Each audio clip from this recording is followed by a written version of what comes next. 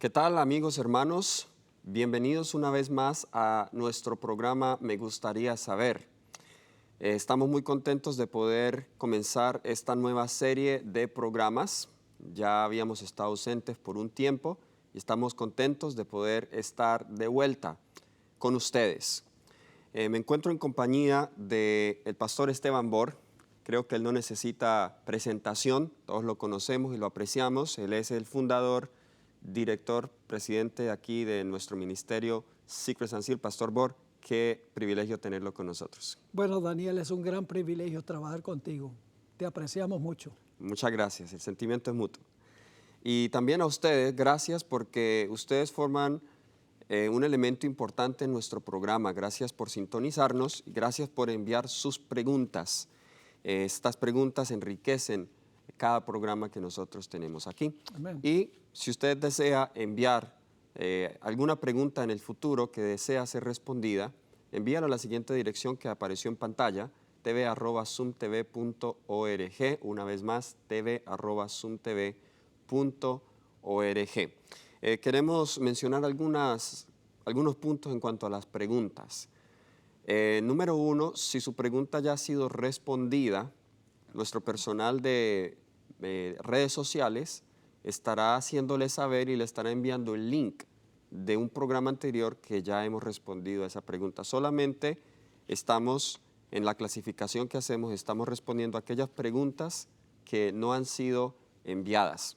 Así que revise en nuestro canal de YouTube si su pregunta ya ha sido respondida. Si ya ha sido respondida, entonces vuelva a ver el episodio para que pueda enriquecer su conocimiento. Bien, antes de comenzar con las preguntas del día de hoy, quiero pedirle al pastor Esteban Bor que por favor nos dirija en una palabra de oración. Oremos. Nuestro Padre y nuestro Dios, sabemos que no debemos abrir jamás tu santa palabra Amén. sin orar, porque necesitamos que el Espíritu que inspiró tu palabra nos la explique hoy en día. Sí, Señor. Así que imploramos la presencia de tu Santo Espíritu, ilumina nuestras mentes, también abre nuestros labios para enseñar en armonía con tu voluntad. Pedimos también que bendigas a todos los que están sintonizando el programa, que sea de bendición para ellos. Gracias, Señor, por escuchar esta plegaria, rogando tu presencia, porque te lo pedimos en el nombre de Jesús. Amén. Amén. Amén. Bueno, nuestra primera pregunta de este programa nos la hace nuestro hermano Diego González Gaspar. Nos dice de dónde nos escribe, desde Ecuador. Y el hermano Diego nos pregunta, en History Channel he visto documentales sobre evangelios encontrados de Judas Iscariote y María Magdalena, así como el libro de Enoc. ¿Verdaderamente existen esos libros? ¿Por qué enuncian versículos opuestos a las enseñanzas de la Sagrada Biblia? Esa es la pregunta de nuestro hermano Diego. Dicho sea de paso, he notado, Pastor Bor, que en los últimos años ha crecido un interés en la hermandad por los libros apócrifos, como el libro de Enoc de manera especial. Nos llegan muchas preguntas, tanto en español y en inglés, sobre el libro de Enoc. Así que por eso queremos tomarnos el tiempo para responder si estos libros son válidos, si deberíamos nosotros estudiarlos, si son autoritativos en cuanto a revelación divina. ¿Qué podríamos decir en cuanto a eso? Bueno, lo primero que quiero decir es que lamentablemente muchos de los que están investigando estos libros extracanónicos ignoran los 66 libros que tenemos. Ya. Tenemos suficiente información en los 66 libros, sin tener que tener la curiosidad, pues, de buscar información indispensable para la salvación en fuentes que no son inspiradas. Así es. Ahora, déjenme aquí darles un trasfondo en cuanto a la formación de estos libros para que nosotros podamos ver por qué la iglesia cristiana los rechazó como fuente inspirada. Algunos de ellos, como es Primera de Macabeos, por ejemplo, es un libro que en cuanto a fuente histórica nos da muchos detalles del periodo de los Macabeos y la revuelta allí en Israel en el año 165, alrededor de esos años. De valor histórico eso. No Tiene cabe valor duda. histórico, sí. Pero estos libros son cuestionables en cuanto a su doctrina. De hecho, la mayoría de estos libros fueron producidos en el periodo intertestamental en Alejandría, allí en Egipto, y tienen una mezcla de filosofía helenística griega con conocimiento bíblico. Así que es muy común encontrar en estos libros epopeyas, historias fantasiosas, filosofía, y muchas de estas cosas no van en armonía con la palabra de Dios. Los que consideramos los libros deuterocanónicos,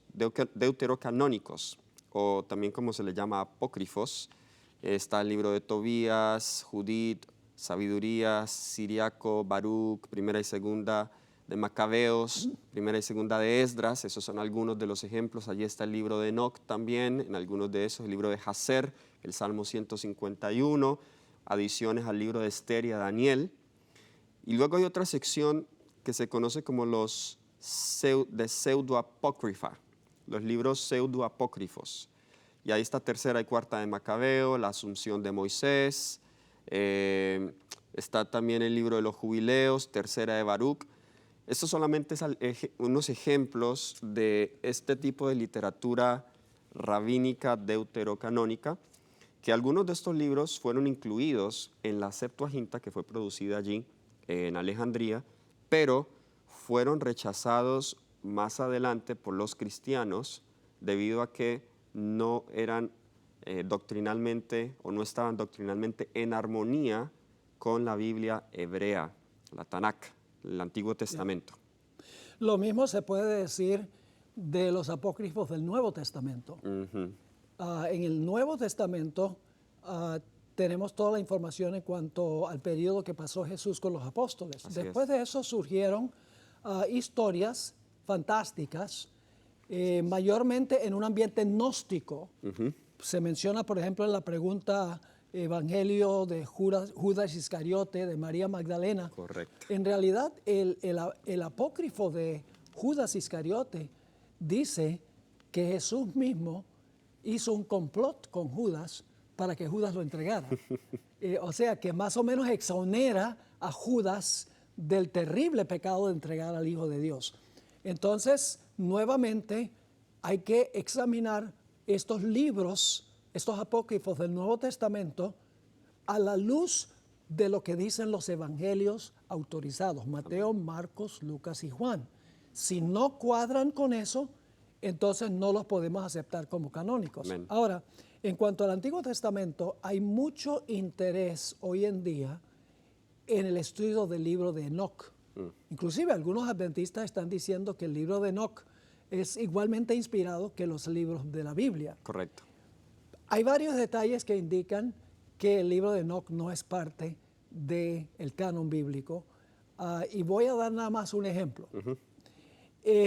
La Biblia dice que los hijos de Dios se unieron con las hijas de los hombres.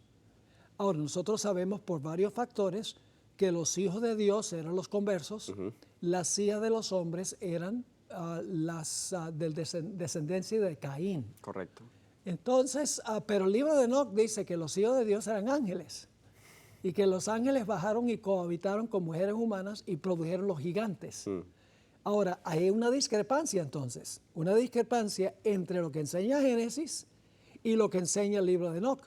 Por eso se descarta el libro de Enoc, porque no cuadra con lo que dice el libro de Génesis escrito por Moisés. Muy buen punto. Justo el punto siguiente que yo tengo aquí complementa con eso. Algunas personas toman algunos de esos libros como autoritativos, y no está en la pregunta que nos envía el hermano Diego, pero queremos aprovechar la pregunta para responder otras preguntas que nos han enviado relacionadas al libro de Enoc. Algunos toman el hecho de que algunos autores del Antiguo o del Nuevo Testamento citan estos libros. Entonces dicen, bueno, por ejemplo, Judas cita en su epístola el libro de Enoc, cuando dice que Enoc, el séptimo desde Adán, profetizó. Esa cita, esa referencia no está en el Antiguo Testamento, pero está en el libro de Enoc. Entonces, algunos dicen, bueno, si cita el libro de Enoc, debe ser un libro confiable y autorizado. Pero aquí entonces llegamos a otro punto y es cómo trabaja la inspiración. Exacto. ¿Okay? La inspiración, Dios no revela todo al profeta a través de sueños y visiones. En algunas ocasiones el profeta tiene que hacer su propia investigación o utiliza literatura de su tiempo y escoge pensamientos que armonizan con lo que Dios le ha revelado para poder presentarlo. Eso lo hizo Ellen White incluso en su tiempo, Sí. al escribir El deseado de todas las gentes, el libro de las notas biográficas de la vida de Pablo. Y eso mismo lo hizo Pablo con varios de estos escritos. Usted iba a decir algo, pastor. Sí, iba a mencionar que precisamente Elena de White. Ajá, ok. La hermana White tomó prestado prolíficamente, por ejemplo, en el conflicto de los siglos, hay mucho material de los historiadores, de D'Aubigné. Ajá, Dios le dio no solamente al profeta sueños y visiones, sino que les dio la capacidad de escoger exacto. en la literatura de su época lo que cuadraba con el mensaje de Dios. Es decir, le dio al profeta la capacidad inspirada de hacer investigación y de conseguir lo que estaba en armonía con lo que Dios le había revelado. Así es. Así que el hecho de que se incluye en el libro de Judas, Enoc, el séptimo desde Adán, eso fue incorporado al Nuevo Testamento porque el escritor del libro de Judas fue dirigido por Dios y Dios le dijo, eso está en armonía con los principios de Dios. Así es. Yo tengo aquí varios ejemplos, si usted está interesado nos puede escribir, donde comparo cómo algunas citas del Nuevo Testamento son tomadas de estos libros deuterocanónicos, pero cómo al momento de ser citados hay algunas cosas que se dejan. Un ejemplo muy sencillo, por ejemplo, en la Sabiduría de Salomón, que ese es un libro apócrifo. En la Sabiduría de Salomón, capítulo 2, versículos 23 al 24, se cita ahí, porque Dios creó al hombre para corrupción y lo hizo la imagen de su propia eternidad.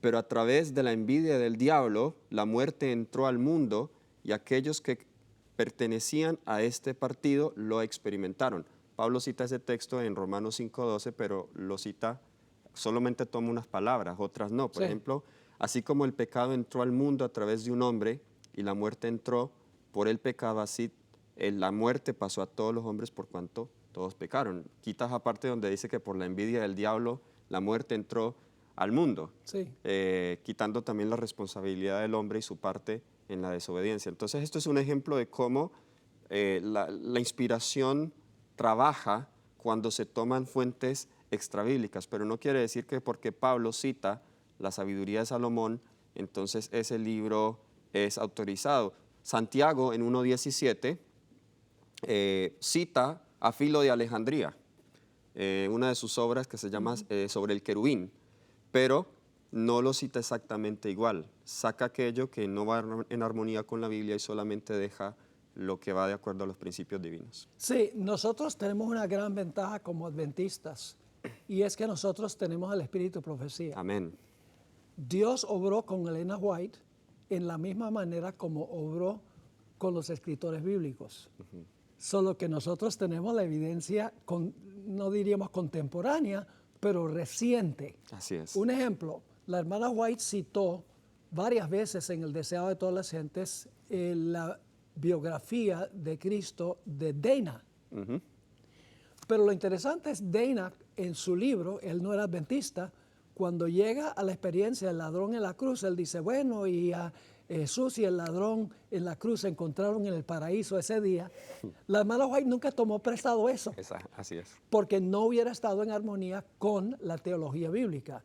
Y muchas veces a donde Dana cita un pasaje y le da una interpretación equivocada, la hermana White lo corrige y no dice, bueno, Dana está equivocado en eso, sino que sencillamente corrige el error teológico que tenía Dana en su biografía.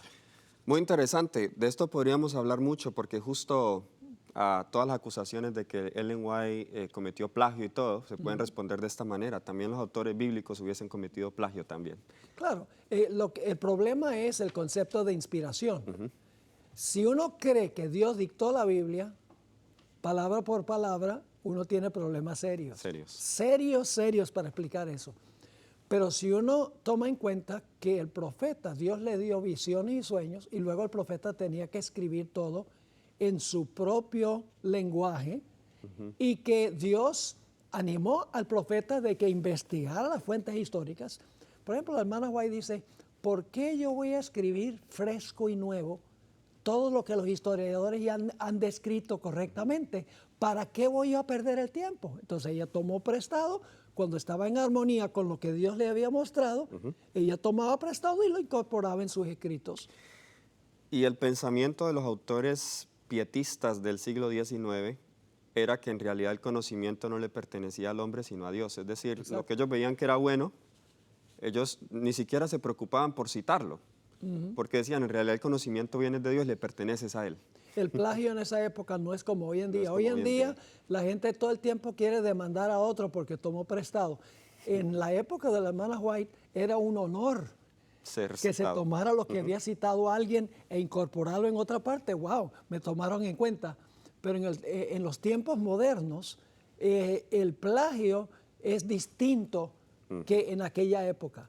Así que no podemos aplicar los principios de aquella época a la época de hoy o los de hoy a aquella época. Muy bien. Bueno, creo que hemos tocado puntos importantísimos, queridos hermanos, al hablar de estas fuentes extrabíblicas. Y quizá mencionamos un poco acerca de Ellen White, porque quizás nuestro mejor ejemplo para mostrar cómo también los autores bíblicos manejaban estas fuentes extrabíblicas. Así que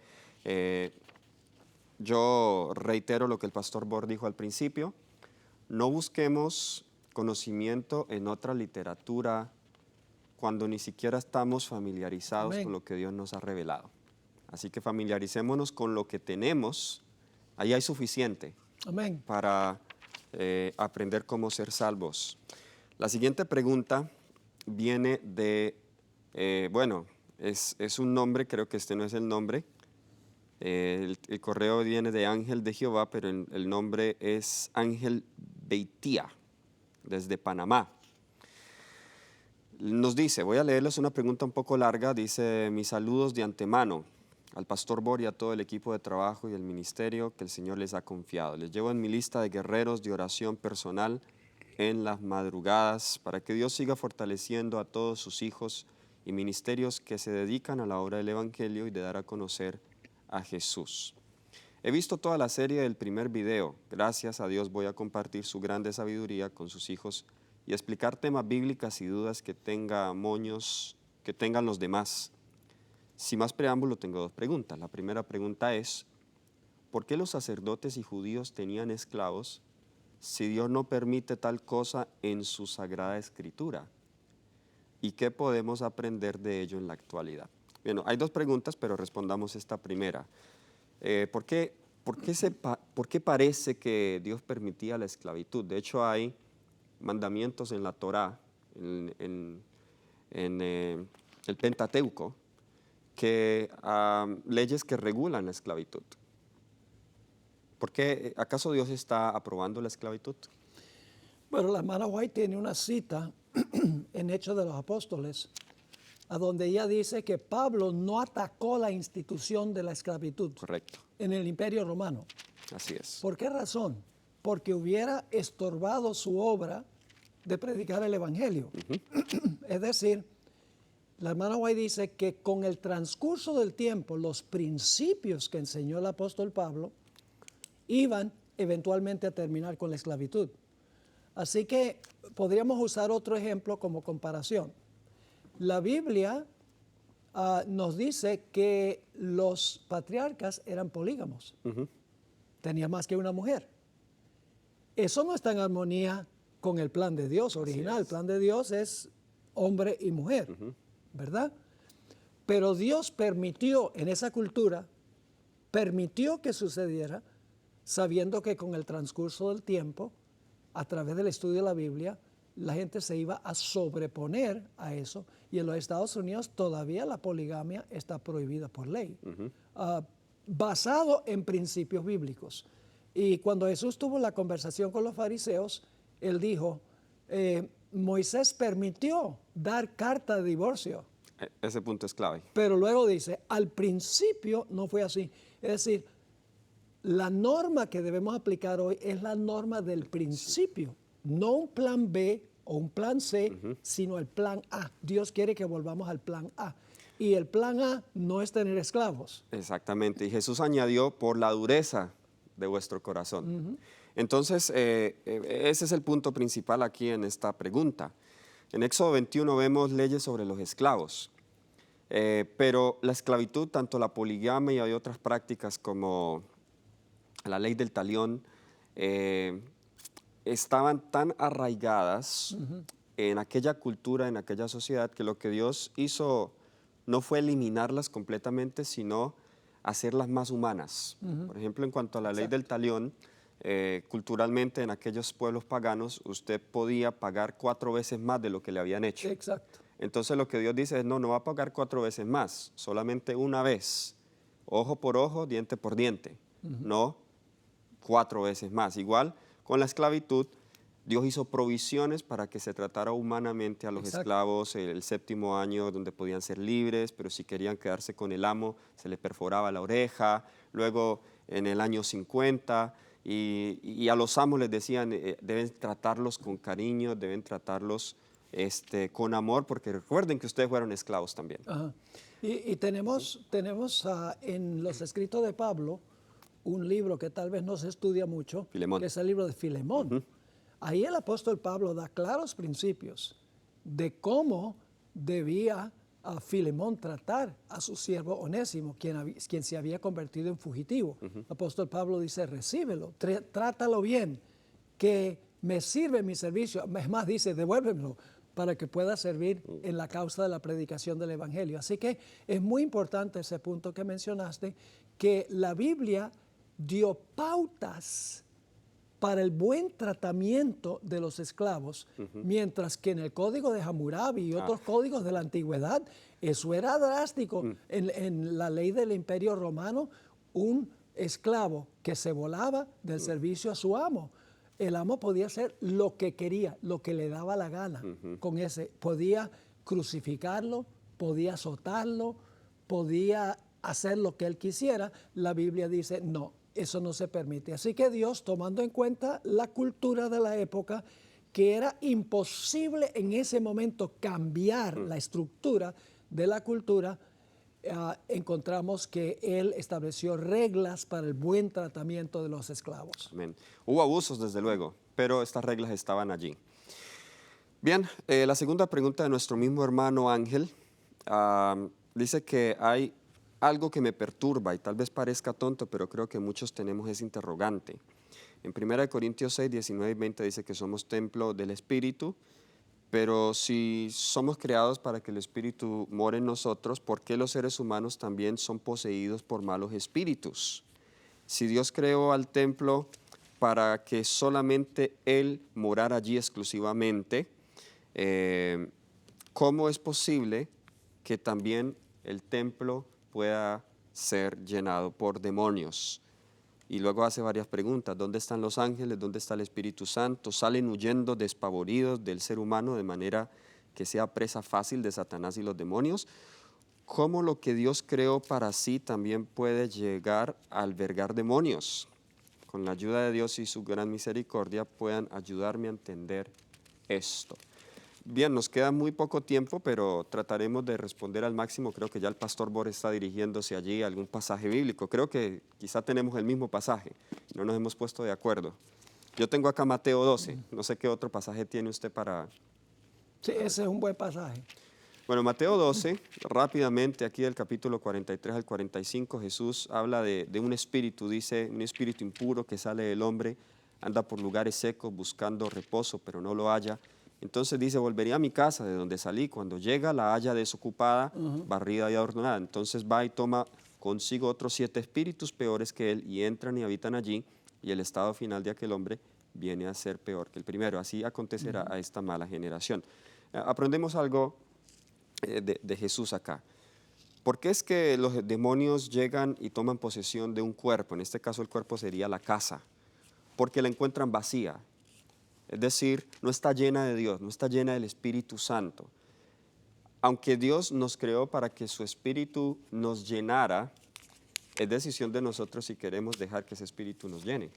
Pero cuando nosotros escogemos más bien el servicio del el ángel de las tinieblas, de Satanás, entonces lo que hace Dios es que Él respetuosamente se retira porque nosotros le hemos rechazado a Él y nos deja a merced del enemigo. Sí. ¿Hay algún punto que desea usted? Tengo también una cita, pero sé que usted tiene algo que decir también. Sí. Para entender bien este asunto del templo espiritual, que es el cuerpo, tenemos que entender algo en cuanto al templo literal. Correcto. Cuando el Señor Jesucristo entró triunfalmente a Jerusalén, muy interesante esto, en Mateo el capítulo 21 y el versículo 12 y 13, dice, y entró Jesús en el templo de Dios y echó fuera a todos los que vendían y compraban en el templo, y volcó las mesas de los cambistas y las sillas de los que vendían palomas, y les dijo, ahora fíjate, escrito está, mi casa, casa de oración será llamada, mas vosotros la habéis hecho cueva de ladrones. Dice aquí que cuando Jesús entró al templo, era el templo de Dios. Y Jesús se refirió al hecho de que era su casa. Pero luego en el versículo, en el capítulo 21, el resto del capítulo 22 y 23, Jesús habló sobre la apostasía de los líderes que servían en el templo. Y cuando Jesús terminó su sermón o sus conflictos allí con los fariseos y con los saduceos, dice en el capítulo 23, Jerusalén, Jerusalén, que matas a los profetas y apedreas a los que son enviados, ¿cuántas veces quise juntar a tus hijos como la gallina junta sus polluelos debajo de las alas y no quisiste? He aquí, vuestra casa os es dejada desierta. Ahí está. Ahora, ¿por qué razón? En Lucas 19 dice, y esto es lo que pasó con la ciudad de Jerusalén, Lucas el capítulo 19 y el versículo 41, y cuando llegó cerca de la ciudad, al verla lloró sobre ella, diciendo, oh, si también tú conocieses a lo menos en este tu día, lo que es para tu paz, mas ahora está encubierto a tus ojos, porque vendrán días sobre ti cuando tus enemigos te rodearán con vallado y te sitiarán y por todas partes te estrecharán y te derribarán a la tierra y a tus hijos dentro de ti y no dejarán en ti piedra sobre piedra por cuanto, aquí viene la clave, por cuanto no conociste el año de tu visitación. Un templo es santo solamente porque Dios habita allí. Si Dios no habita allí, ya no es santo y Satanás puede poseerse de ese templo. Así que el ideal es que sea el templo del Espíritu Santo, pero si la persona rechaza al Espíritu Santo, Satanás puede venir, por la cita que mencionaste de los 7 demonios, Satanás puede venir con otros amigos para tomar posesión de ese templo porque ya no es santo, porque Dios ya no está allí. Así es. Muchas gracias, Pastor Borg. Creo que ha quedado muy bien respondida la pregunta. Nos vemos hasta la próxima. Dios les bendiga.